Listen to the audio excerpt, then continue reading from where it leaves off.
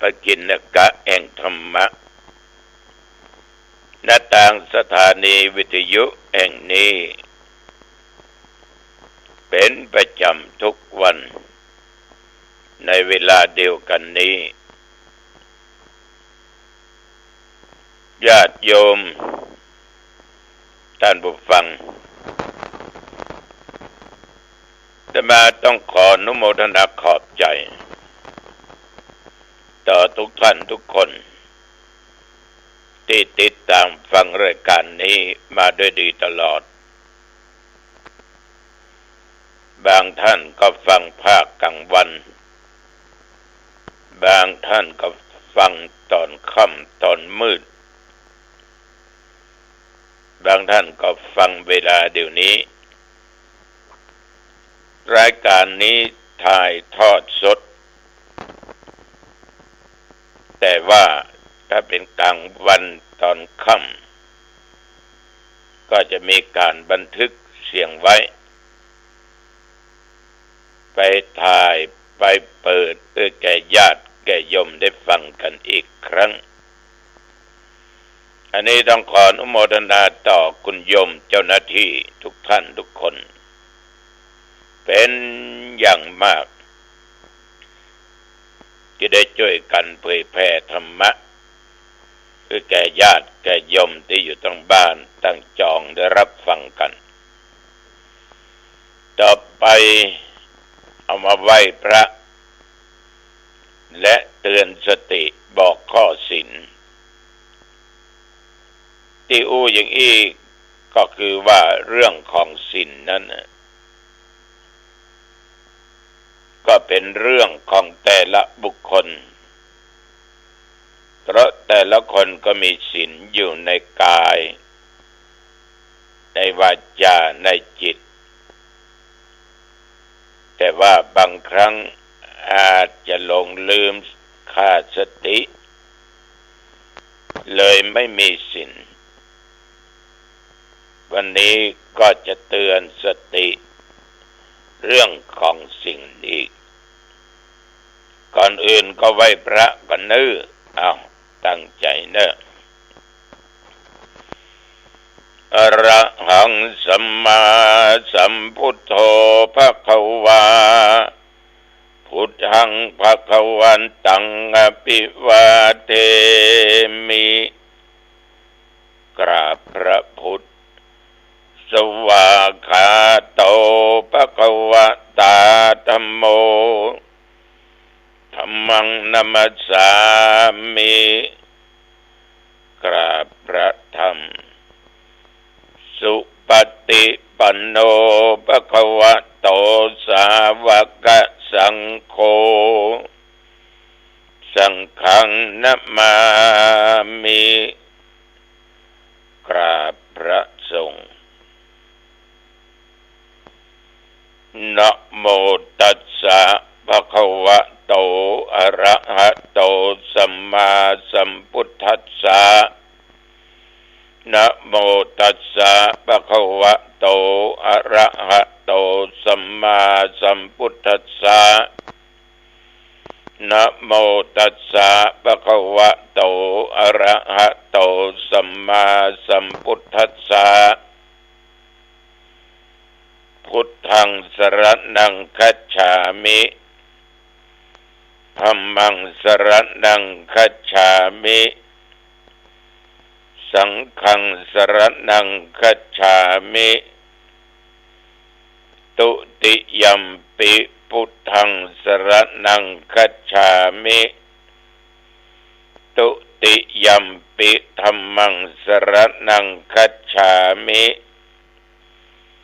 ตุติยัมปิสังฆังสรณังคัจฉามิตติยัมปิพุทธังสรณังคัจฉามิตติยัมปิธัมมังสรณังคัจฉามิตติยัมปิสังฆังสรณังคัจฉามิปานาติปาตาเวระมณีส สิกขาปะตังสมาติยามิศีลสิกขาบทนี้ละเว้นจากการฆ่าสัตว์ทุกชนิดอตินนาตานาเวระมณีสิกขาปะตังสมาติญามิศีลสิกขาบทนี้ละเว้นจากการลักการโลภการโกงในทรัพย์สินทุกสิ่งทุกอย่างกาเมสุมิจฉาจาราเวระมณีสิกขาปะตังสมาติยามิศีลสิกขาบทนี้ละเว้นการประพฤติผิดในกามในสามีภรรยาคนอื่นมุสาวาตาเวระมณีสิกขาปะตังสมาติญามิศีลสิกขาบทนี้เว้นจากการกล่าวคำเท็จคำเพ้อเจ้อคำแช่งคำด่าติเสียนนินทาสุราเมรยมัจจปมาทฐานาเวระมณีสิกขาปะตังสมาติญามิศีลสิกขาบทนี้ละเว้นจากการดื่มของมึนเมาอันมีสุราและเมลัยฝิ่นกัญชาเฮโรอีนยาบ้ายามาเป็นต้นอิมานิปัญจสิกขาปทานิสีเลนะสุขติงยันติศีลสิกขาถึงบทนี้โยมจะถึงสุขทั้งภพนี้ภพหน้าได้ก็เพราะศีลสีเลนะโภคสัมปทาญาติโยมจะมีโภคทรัพย์สมบัติได้เพราะว่ามนุษย์สมบัติสวรรค์สมบัติสีเลนะนิพุตติงยันติตัสสมาสีลังวิโสทะเยโยมจะถึงนิพพานได้ก็เพราะศีลขอท่านพุทธบริษัททั้งหลายจงสำรวจดูข้อศีลของท่านว่าบริสุทธิ์หรือไม่นะอันนี้ก็ฝากไว้กับญาติกับโยมนำไปคิดพิจารณาอิติปิโสภะคะวะอะระหังสัมมาสัมพุทโธวิชชาจารณะสัมปันโนสุขโตโลกวิทูอนุตตโรปุริสัทธัมมสารถิสัทธาเทวมนุษย์สานังพุทโธภคะวาติยันตุนิมิตตังอวะมังคลัญจาโยจะมะนาโปสกุนัสสะสะโทปาปะกะโหตุสุปินังอากันตังพุทธานุภาเวนะวินาสเมนตุสวากขาโตภะคะวะตาธัมโมสันเดติโกอาคาลิโกเอยิปัสสิโกโอปนายิโกปัจจตังเวทิตโพวินยูหิติยันตุนิมิตตังอวะมังคลัญจาโยจะมะนาโปสกุนัสสะสะโทปาปะกะโหตุสุปินังอากันตังธรรมานุภาเวนะวินาสเมนตุสุปฏิปันโนภะคะวะโตสาวกสังโฆอุชุปฏิปันโนภะคะวะโตสาวกสังโฆยายะปฏิปันโนภะคะวะโตสาวกสังโฆ สามิจิปฏิปันโนภะคะวะโตสาวกสังโฆยะติตังจัตตาริปุริสยุคานิอัตถปุริสปุคลาเอสะภะคะวะโตสาวกสังโฆอาหุนยโยปาหุนยโยทักขินยโยอัญชลีกรณิโยอนุตตรังปุญญเกตังโลกัสสาติยันตุนิมิตตังอวะมังคลัญจาโยจามนาโปสกุณัสสะสัทโธปาปักขะโหตุสุปินังอากันตังสังฆานุภาเวนะวินาสเมนตุโพชังโคสติสังฆาโตตัมมานังวิจโยตถาวิริยัมปิปัสสติโพชังคาจะตถาปะเรสัมมาตุเปกะโพชังคาสัตเตเตสัพพทัสสินามุนินาสัมบัตกะตาภาวิตาภาหุลิกตา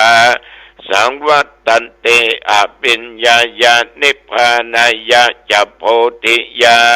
เอเตนะสัจจวัชเชนะโสติเตโอตุสัพพทา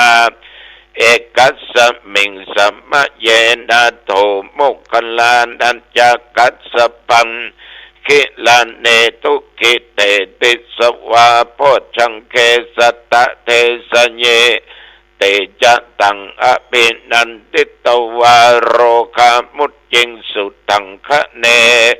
เอเตนะสัจจวัชเชนะโสติเตโอตุสัพพทาเอกทาธรรมราชาปิเขลัญเยนะปิปิริโตจุนทเทเรนะตัญเยวาปนาเปตวานะสาทรัง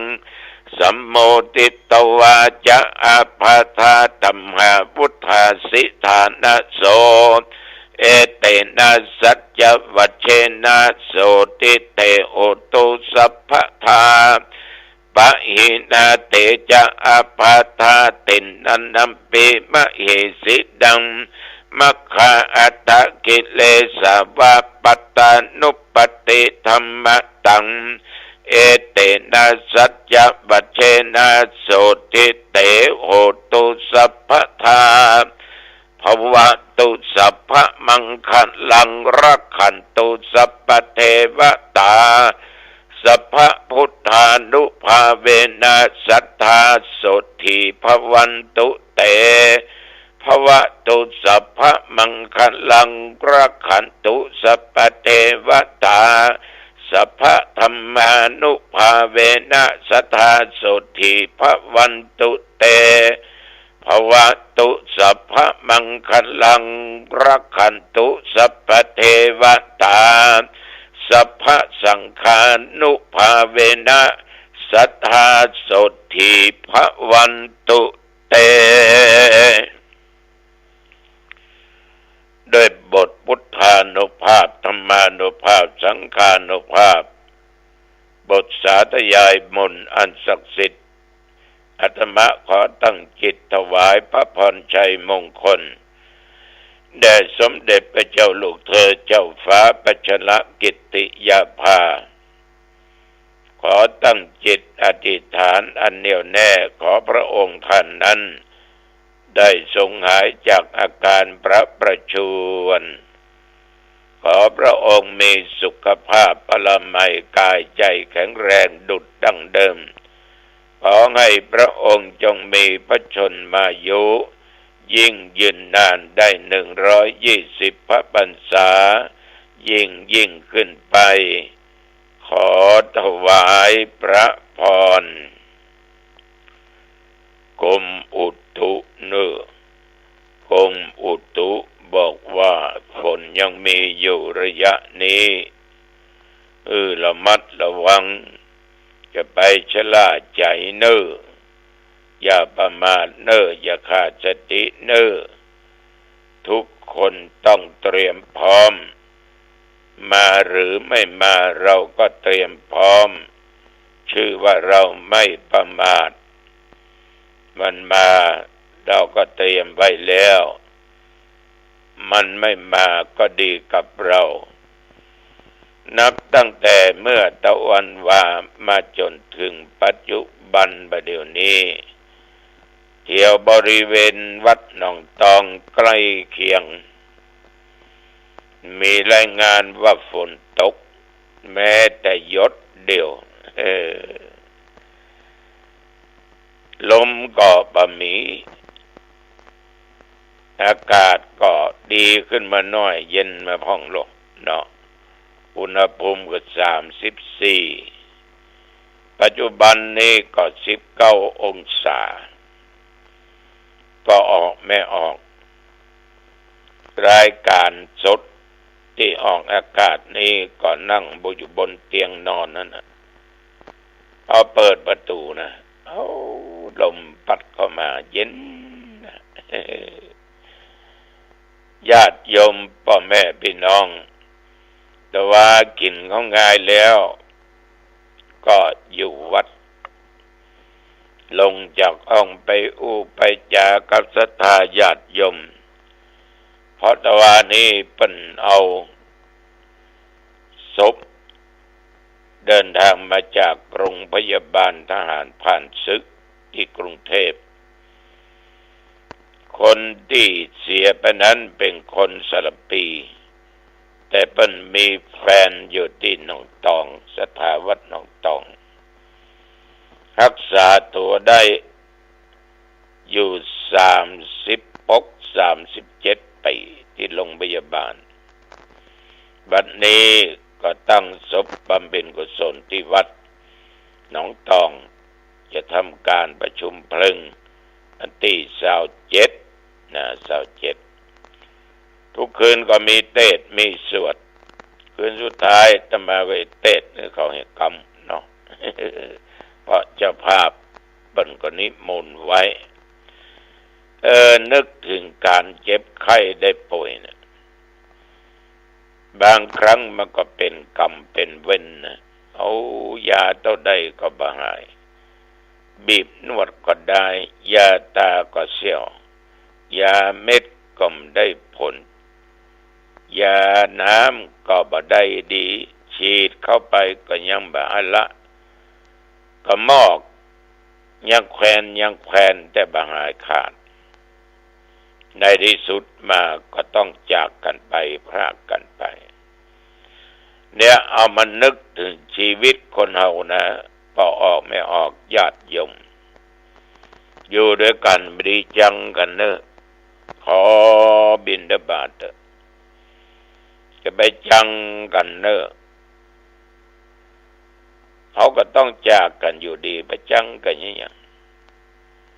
อยู่ด้วยกันนึงฮักกันแป้งกันเข้าใจกันเนอะไอ้ยังเกิดขึ้นอภัยกันและกันเนี่ยเป็นการดีเขาจะมีความสุขเพราะมาช้ามานานเอาก็ต้องจากกันไปหรอกแต่เมื่อยังมีชีวิตอยู่เนี่ยคือสร้างสิ่งที่มันจะนำตัวเราเนี่ยเมื่อจากโลกนี้ไปสู่โลกหน้าเราจะได้พบหนทางแห่งความสุข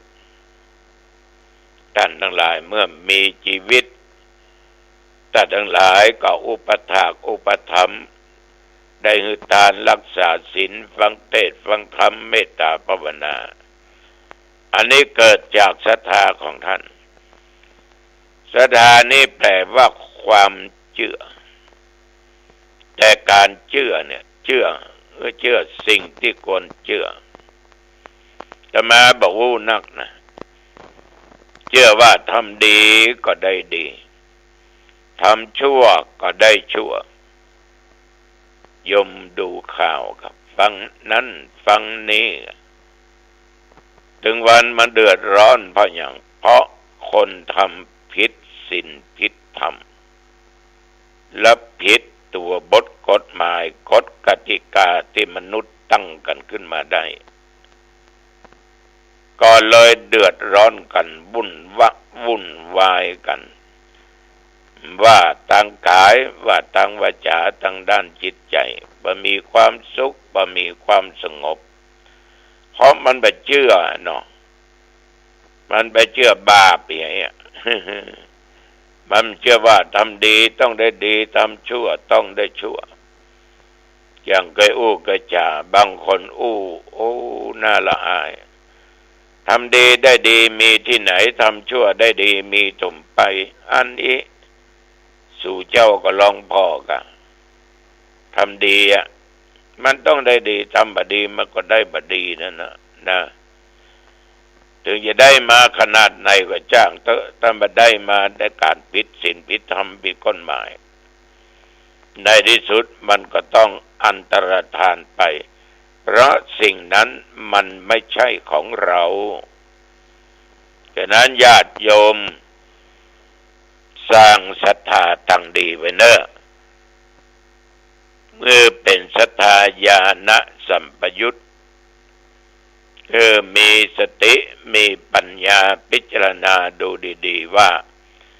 สิ่งใดควรเชื่อสิ่งใดบ่ควรเชื่อทุกเจ้าในเชื่อเนอะบาปบุญคุณโทษมันมีแต่คนเฮาปัจจุบันเนี่ยหลงอย่างใดยอมทั้งหลายหลงบุญก็มีเลยถูกเปิ้นจุเปิ้นหลอกเปิ้นลวงเปิ้นต้มเปิ้นตุนในที่สุดมาโลภมากก็ลาภหายเป็นจะได้หันกันอยู่เนาะได้ยินได้ฟังกันอยู่สองจะต้องมีศีลเนอะบอกว่าศีลศีล8รักษากายวาจาให้เรียบร้อยมันจะมีโทษเพราะเขาไม่ได้ไปฆ่าไผไม่ได้ลักของไผไม่ได้โลภไม่โกงไผไม่ได้นอกใจผัวไม่ได้นอกใจเมียมีสติสัพพัญญะอยู่ตลอดบ่จุบ่หลอกบ่ลวงไผบ่ด่าไผบ่ยุยงยุแย่ว่าอย่างไผเพราะเป็นคนมีศีลเนาะรักษากายรักษาวาจาตัวเองมันเรียบร้อยมันปกติเมื่อกายวาจาปกติมันก็มีโทษมันก็ถ้ามันผิดปกติโดนน่าจะจ้าหรือเว้ยทั้งนั้นศีลนี่สำคัญนะมีศรัทธาแล้วต้องมีศีลเนอะปออกไม่ออกแล้วก็เมื่อมีทรัพย์สมบัติก็ให้พากันมันบริจาคทานเฉลี่ยความสุขของตัวเองแก่คนอื่นเขาง่ายๆก็แบ่งปันทรัพย์สมบัติที่พอมีเป็นต้นว่าเข้าป่าอาหารปัจจัยเงินทองบริจาคช่วยเหลือกันสงเคราะห์กันอย่างข่าวแล้วน้ำท่วมเนาะช่วยกันเนี่ยดีอกดีใจหันเปิ้นตกทุกข์ได้ยากบดีเหยียบย่ำบดีซ้ำเติมนะช่วยได้ช่วยไปมีสตางค์ไปหาหมอองยาถ้าเขามีก็แบ่งปันให้เขาเนี่ยก็จะมีความสุขขนาดหนักหายออกมาเนี่ยโอ้ขอบคุณขอบใจเนื้อถ้าบ่มีนี่ตายละเนี่ย อันนั้นท่านทั้งหลายบริจาคไปเถอะตามฐานะตามอัตภาพอันนี้ตุลุงจะกล่าวบ่อยๆจะจะทำจะกินจะทานจะอย่างก็ตามต้องรู้จักตนเองรู้จักฐานะว่าเฮาไหวก็สู้ได้ก็ช่วยได้ช่วยบ่ได้สต็อปไปก่อนช่วยได้ก็ช่วย